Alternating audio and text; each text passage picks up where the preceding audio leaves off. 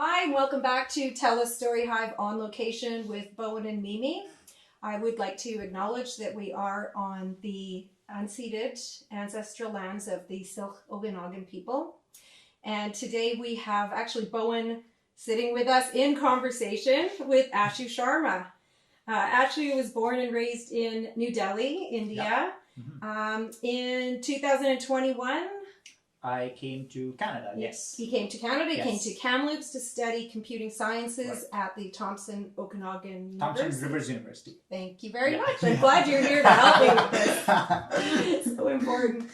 I did have a chance to speak with you a little bit before you came today. Yeah. And you said many things that piqued my curiosity. One thing you mentioned was how important family is to you, and especially your mom. And so if we can start by just going back to New Delhi, and you're a boy there who's very curious about life in the world. Yeah. Maybe we could start there. Sure. A 2000 born kid, right? As far as I remember, like we used to stay at our grandfather's home when I was born, pretty much. So yes, we used to stay there. And then like after me, it was my sister who came into this world. And yeah, so pretty much like we spent at my grandfather's home almost like 5 to 6 years. And then we moved like someplace else. What was your grandfather like? Friendly. He was friendly. And then the thing is that like whenever like we wanted, like as a child, like whenever I wanted like a toy or something like that, I would just like straight go to him, and then he would just make that happen. I won't need to go to my parents, ask their permission to have a toy or anything that I wanted. So yeah, I mean like, yes, when I was a child, so I would just like straight go to him and tell him, I need this, I need a robot, I need a car, I need some kind of thing that I'm imagining. Life was good. Yeah, life was good. Like I mean, like as far as I remember, and not that I might like my parents were not like buying toys for me. They were also doing like everything. It's just like, you know, like for toys especially. So yeah, I remember like when I was a child, pretty much like I always had every toy in the market at my home. No other kid even had that, but I would still be having that toy. Okay, I'm curious, like what would an example be of your favorite toy from childhood? Well, there were many toys that I actually were like playing with. The one toy I remember was this like big lion kind of figure that you can just like sit on it, and when you just like pet it, it would make sound like of a lion. So you know, that weird kind of things. And then Beyblade. I remember. Oh yeah, Beyblade, Beyblades, yeah. right? Yep. And then because like at that time, Power Rangers SPD was very famous at that time, so I had those morphers for the Power Rangers. So yeah, I had those cool toys. Okay. With me. Yeah. Not a Rubik's Cube. Not a fan of Rubik's cubes actually. I'm dating myself. Although I had one. Okay. But the thing is like I wasn't able to like solve it. Yeah. Okay. Yeah, I had one. I had like many, if I remember. Like whenever, like if I'm bored with one toy, like probably after the next 5 years, I'll buy the same toy, try something with it again, and then probably just get bored again. Yeah, so that was it.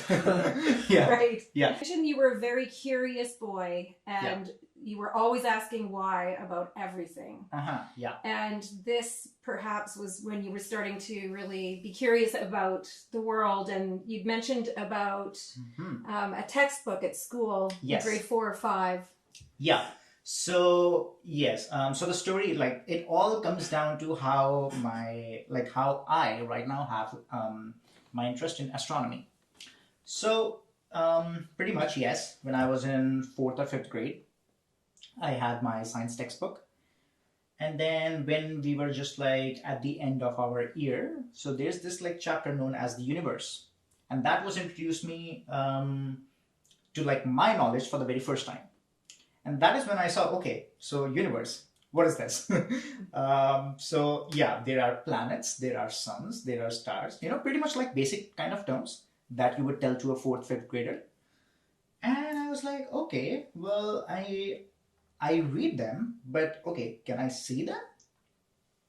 I asked my mother, and she told me there are stars in night sky, and things like that. She explained me pretty much like how, according to her, as much as knowledge she had, she put it that all in front of me. Like, okay, so there's this like empty space around the earth. So, like, because for me at that time, I was like, okay, this is it. The globe itself, this is it. Like, there's nothing outside, there's maybe God outside.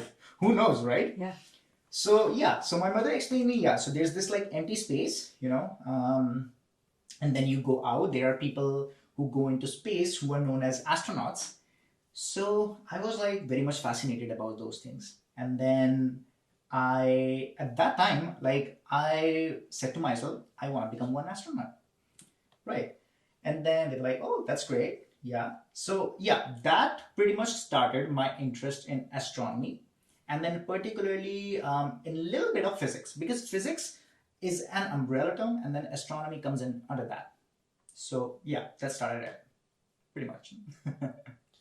It's so like all that stuff is so fascinating. Like, did you have like kind of like a moment? I'm wondering, like after reading that textbook, where it kind of solidified that like that passion or that interest, that you're like I have to pursue this. I have to learn more about this.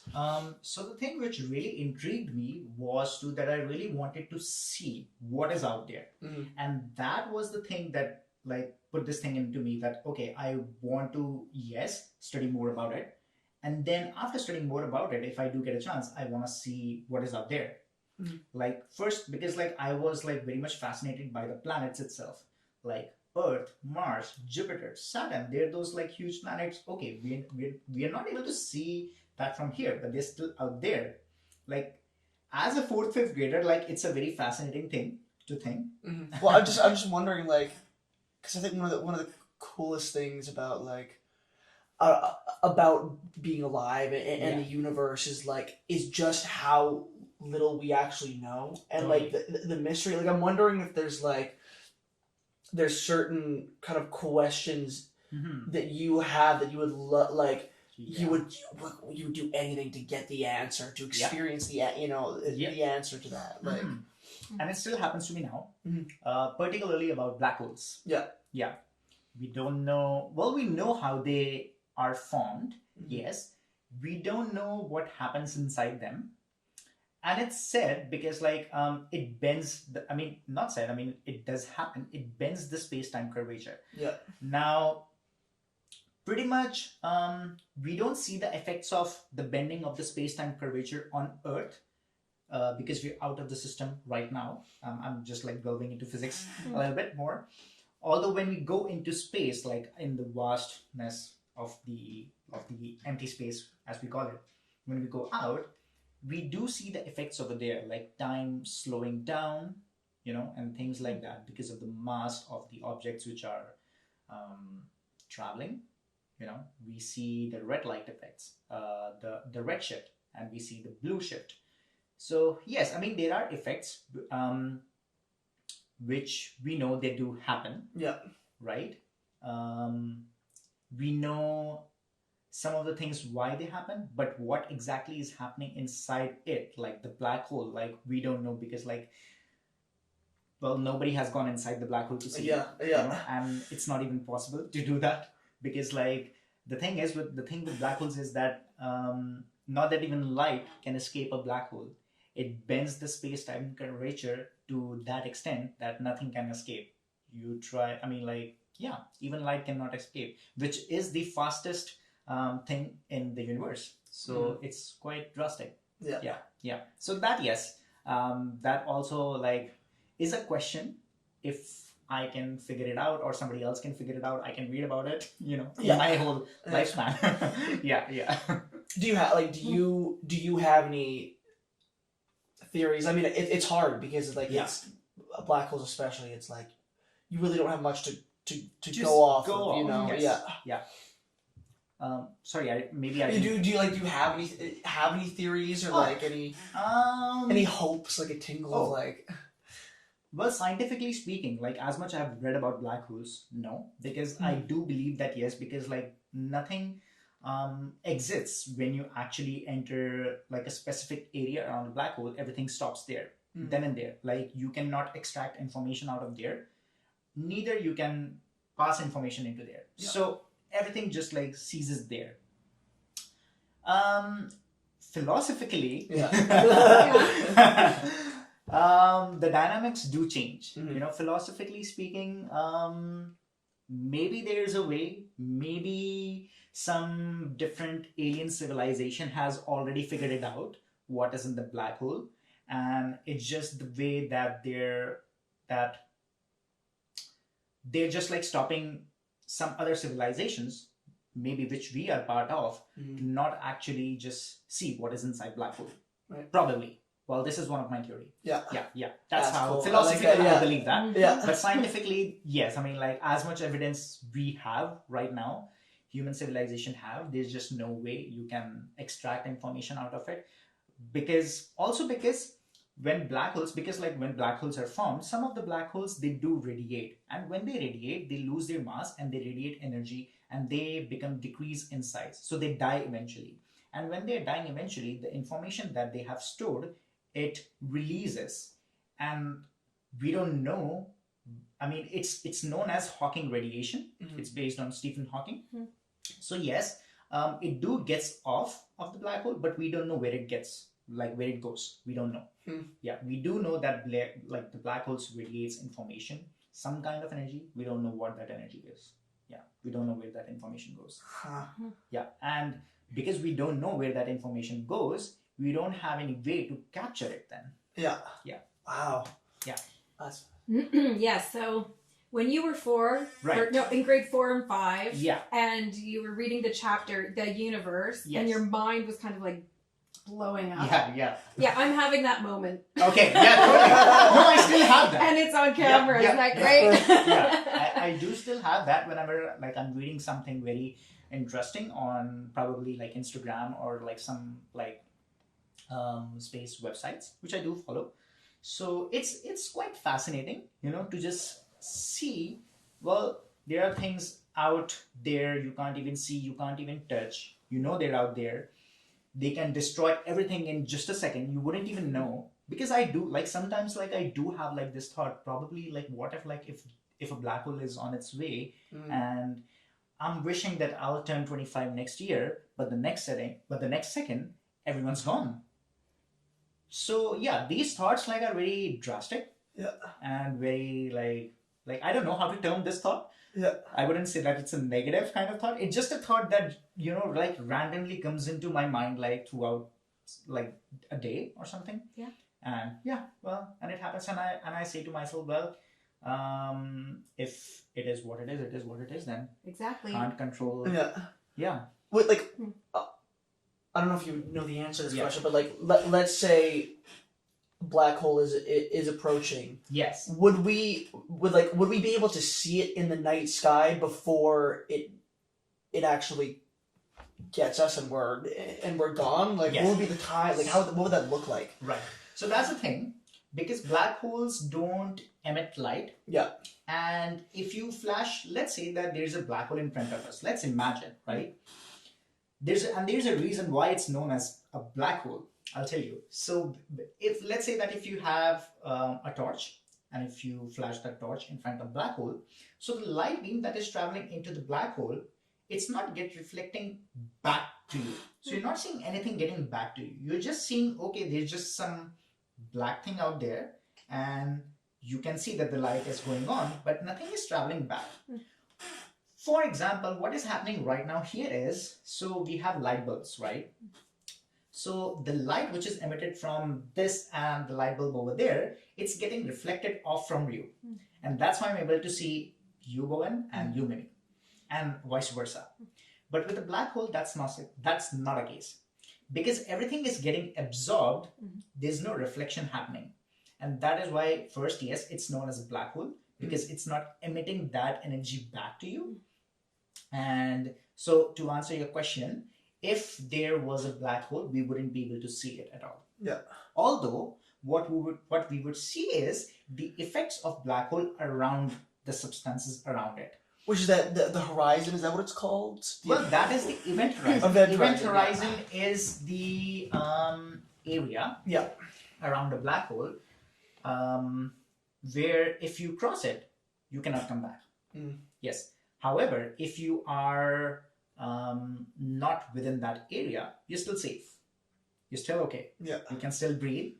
Probably, maybe there's a black hole out in the space, and we are out of that event horizon. Yeah. So yeah, it's a theory again. You know. Although yes, coming back to the question. So I said we will see the effects of things around the black hole. So they will swirl around the black hole if they're outside the event horizon. So let's say if there's a light and we are flashing it into a black hole, right? We will see the light bending. And that's how we can tell, okay, there is something there which is bending the light, which is going there. And that's how we can predict, yes, it's a black hole. And not to get away from this topic, because it's so interesting, and I'm taking a lot in. So that's why it's great Bowen's here to ask those important questions as I sit here with my mind being blown. But you did say that when you arrived to Kamloops and you were studying, that you worked on building a machine learning model which could measure the diameter of an asteroid. Yes. So I'd love to go down that rabbit hole. Sure. Well, first of all, this is not something that is not out there. There are like pretty much like specialized softwares now. Not that I'm the first person to build this out, but yes, like it is out of my curiosity. Because first, computer science is one thing that I love, and then astronomy as well. So, well, the story starts when I was like studying machine learning. I took machine learning course at my university, and then the professor asked us to do some kind of project out of it. So I was like, okay, well, this is a chance for me to actually build something with computer science and astronomy together. So how this started first, so well, machine learning model, what it does is basically it has some data fed into that, thing.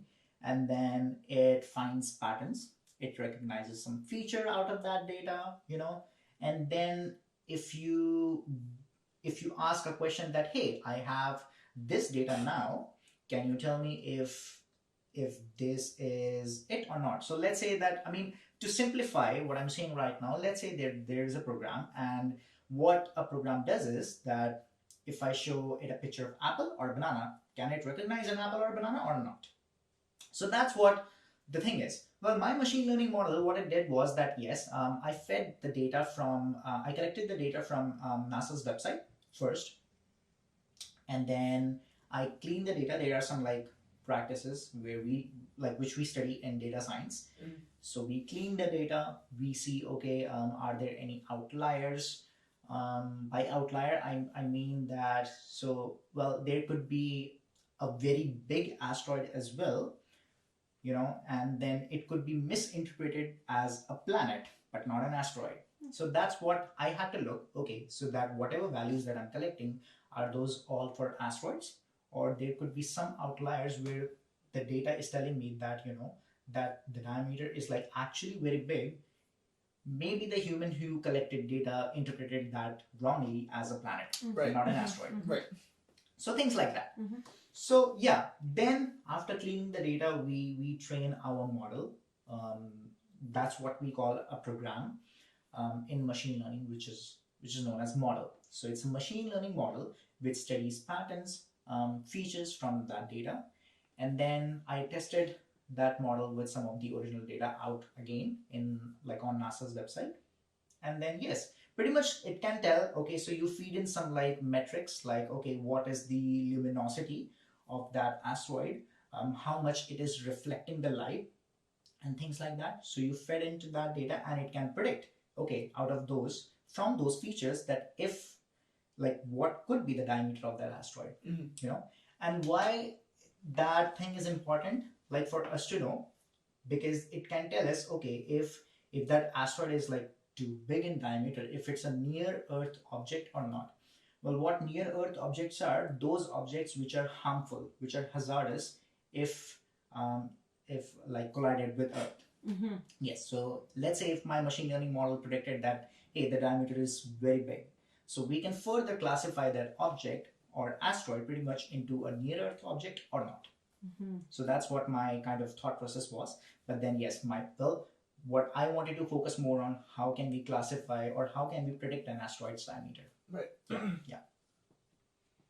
Well, that's it's interesting too, because what there was the news just came out about that I think it's like the highest chance of like an asteroid hitting 3% so far was chance, like I 3% or something like that. It's There's one- always. Yes. Yeah. Good point. It's always. Good point. It's always the chance. I mean, well, Yeah. probability is something that can either go right or either go wrong. And there's even a probability for that even Yeah. to go right or wrong. Yeah. So yeah, it's confusing. I don't know how scientists work exactly to prevent such kind of phenomena.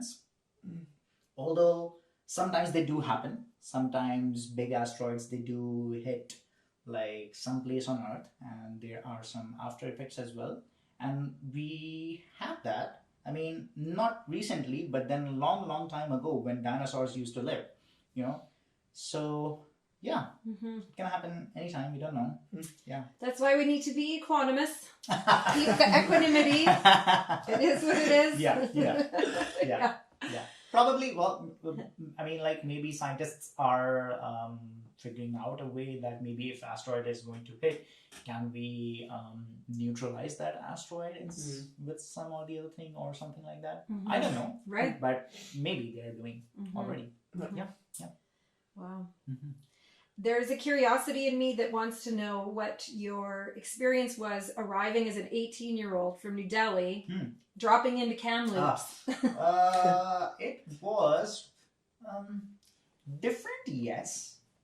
Totally different in terms of, how people are here, like they live here. Although, New Delhi is a very big place, right? And it's a very big city. So I am used to see hundreds of people in 1 second. When I came here, it was not the case. Yeah. So I was okay. Well, I'm not seeing a lot of people, and which I miss totally, because I've been like accustomed to it now. Sure. That's why. But then difference in terms of, yes, like I was introduced to many people from many different cultures, because in India that's not all the time the case. And then food wise, a little bit. Yeah, because when we meet different people, we're introduced to different food as well. So that, and then, yeah, I mean, but not like a big change. And the reason for that is because I come from New Delhi. The people over there are used to see people from other countries visiting India. Yeah, so because I was used to seeing people coming from other countries, and I was meeting them over them like in New Delhi, so I didn't have like much of like a cultural shock that where am I? Like that. So I was like, okay, well, it's just like I'm at a different place now. So that kind of changed.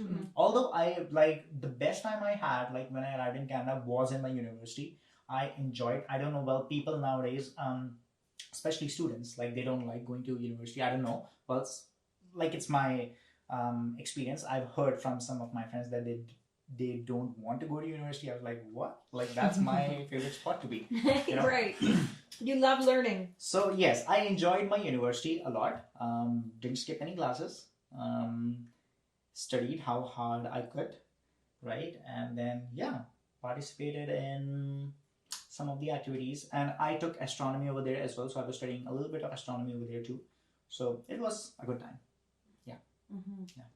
And you were living in a homestay, or how was housing for you? No, pretty much. Well, I used to work while studying. I was working at a part-time job as well. So I was working at Howard Johnson.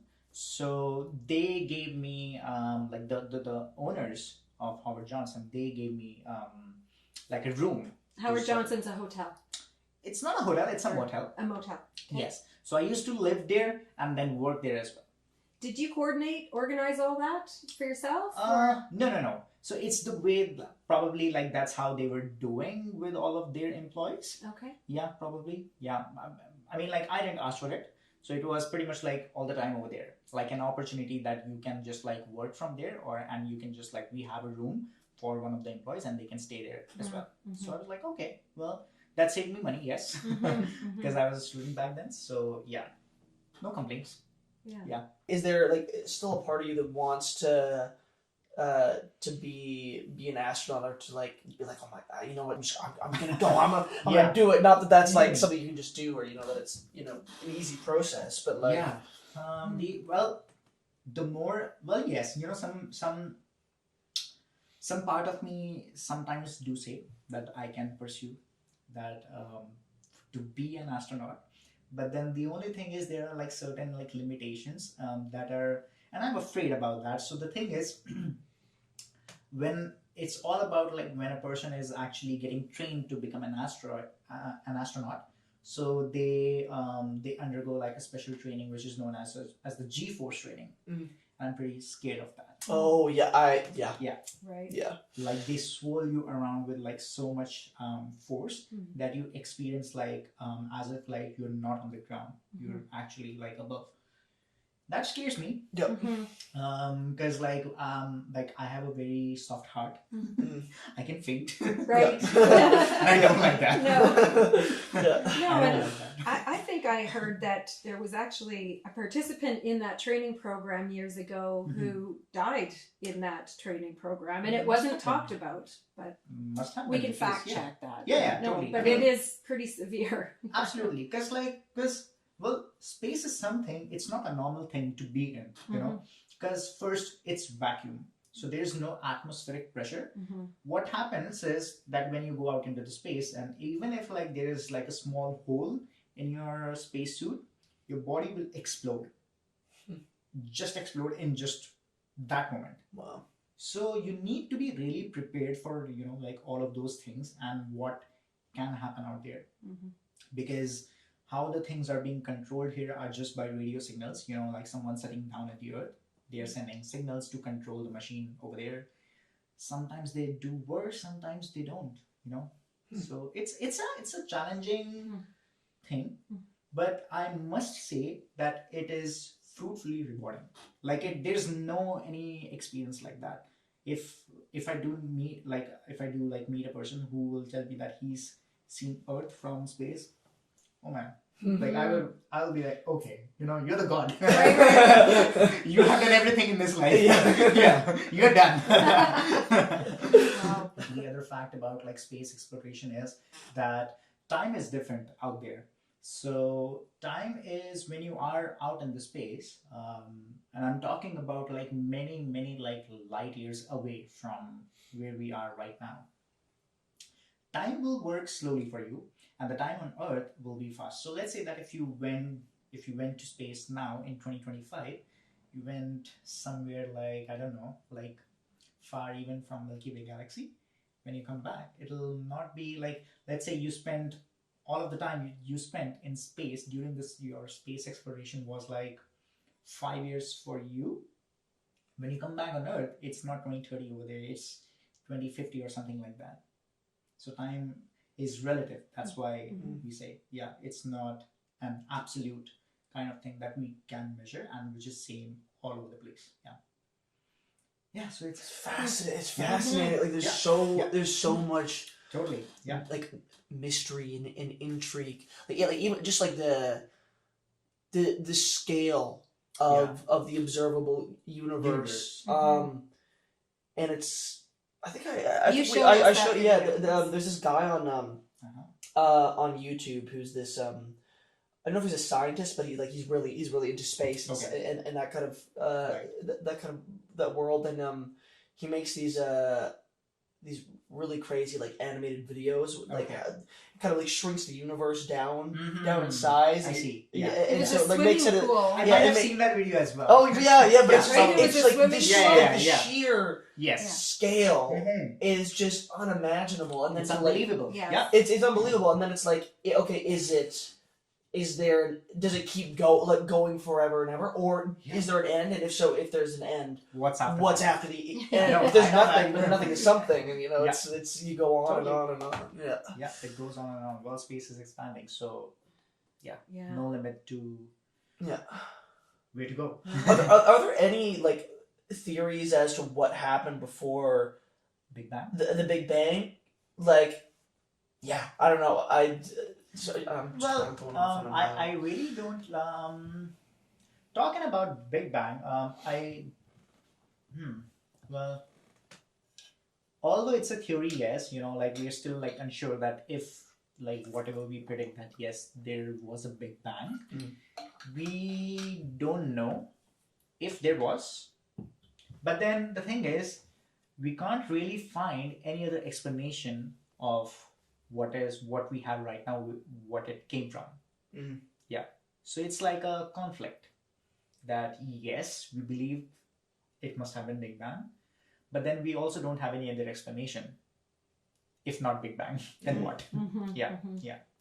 Well, and then another thing that I kind of find interesting is that like, because if you're looking at space, you're taking photos of space. What you're seeing is like millions of years backwards, right? Yeah.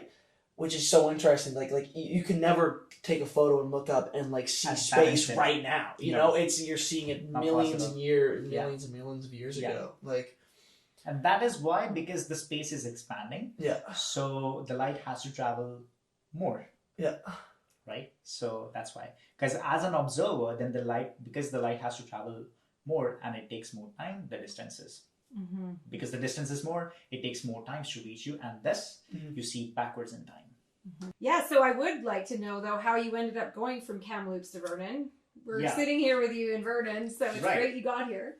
So from Kamloops, I completed my graduation back in 2023, April, and then I was looking for some job, like in computer science domain. But then, yes, it's a struggle, like as when you like graduate, it's a lot of competition. So that, although like I had those skills, but sometimes, well, it's just not meant for you at that time. And I accepted, but very late though. And yes, so I got this offer from one place. I cannot mention that, although. So yes, and that's why I came here. In Vernon, and yeah, I worked there for quite a bit amount of time, like probably an year. And then, because like although like when I was working over there, like I was still working at the front desk, I worked there. I was unhappy because I wanted really something that I feel happy first, and then I feel content as well, that I'm doing something that actually makes a difference, and yeah, so. And then I was applying to jobs now and then I got this opportunity at The View while working in Vernon already. So yes, so first, and then well, right now also I'm working at The View. Maybe you could talk a little bit about what is The View? Oh yeah, so it's a co-working space, well, it's known as the Vernon Innovation and Entrepreneur Workspace. It's meant for entrepreneurs, people from tech background, from finance, banking, whatever the background is, if they are looking for a co-working space or a space that they want to connect with, allows them to connect to more people, likewise people, and then build a community out of that. So that's a place to be, which is in downtown, right? So yeah, so I became the community coordinator for that place over there. And then while working there for some time, I got another opportunity to work for Community Futures North Okanagan as an internal IT support. So I'm working two jobs right now, which is first community coordinator and then this IT job. And then apart from that, I also make professional websites for small businesses. So professionally, I do these things. Right, yes. It's a lot. Yeah. You're a busy guy. And then sometimes, if time persists, I do presentations on astronomy, and then I do some workshops on computer science. So, and where do you do those presentations? In library. Oh, cool. Okay. Yeah. That's fun. Yeah. I didn't know that. Yeah. I'll have to come. I do them over there. Yes. Yeah. My last workshop was about how anybody, although they should have a little bit of experience in computer science, they should know what is a programming language and they should also know a little bit of Python, which is a programming language. So my workshop was that how can anyone build a machine learning model? Yes. And then in that session, I taught them the continuation of my project, which was, yes, to first calculate the diameter. And then in that workshop, I taught people that how can they classify an object which is out in the space as a near Earth object or not. Yeah. So that's what we built. So we built a machine learning model. So you can just like feed in some values that, hey, I have some data of this object, it's that much reflective, it emits that much amount of light, it's this big. Can this be a near Earth object? Can this be a hazardous object for us or not? So that's what we did. Who are you seeing attend these presentations? I had a senior software developer. Okay. Yeah, interestingly, although I don't have that much of an experience, but it was good to see. And then there were like some people who are definitely like out of university and college, older than me for sure, and probably like working in tech, some or the other way. Yes, but not exactly in like the AI and machine learning domain or data science. Yeah. Geek drinks. Do you ever go to those? Geek beers? Geek beers? Yes, I guess? yes. So I'm a part of that as well. Yeah. My first time going there was last year, before actually becoming the community coordinator for the View. So that was back in August last year. Yes, that was my first time. Good folks, good conversations. You get to, just like with those conversations, you get to just learn a lot. Even without doing anything. Yeah. So that's the great thing about that. And I try all the time to like participate, like every time I can. Well, sometimes my schedule doesn't work out, or sometimes like I have to be somewhere else, because my schedule is, well, right now is pretty much like divided into many things. So sometimes I just don't get any chance. But then yes, because I work at the View, I do like get to know people who are part of that community, the Geek Sphere. So I do hear things out. Okay, what happened last time if I was not there? So yeah, it's back and forth. Yeah. Mostly. I think they have one in Kelowna too, if that would be something. Probably. Yeah, I think so. Well, Kelowna, because like it's a bigger city, so they must have like their own some kind of community over there for sure. Yeah, and a great networking opportunity for you if you're building websites for small businesses. I guess that's how you could drum up business. Talk about that. Yeah. So it all comes down to one circle. Yeah. Sure. Exactly. It does. And in Vernon, it can feel like a small circle. Exactly. Yeah. It doesn't take many visits before you feel like you've met the community. Yeah. I do have to say, I think we are out of time.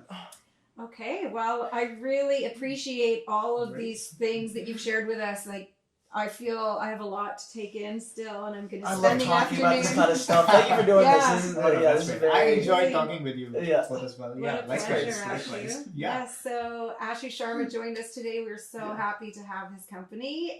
But thanks, Bowen, for helping me out with the science questions. And we'll see everyone again another time. Yeah, the science questions were very good. Yeah. Awesome. See you guys.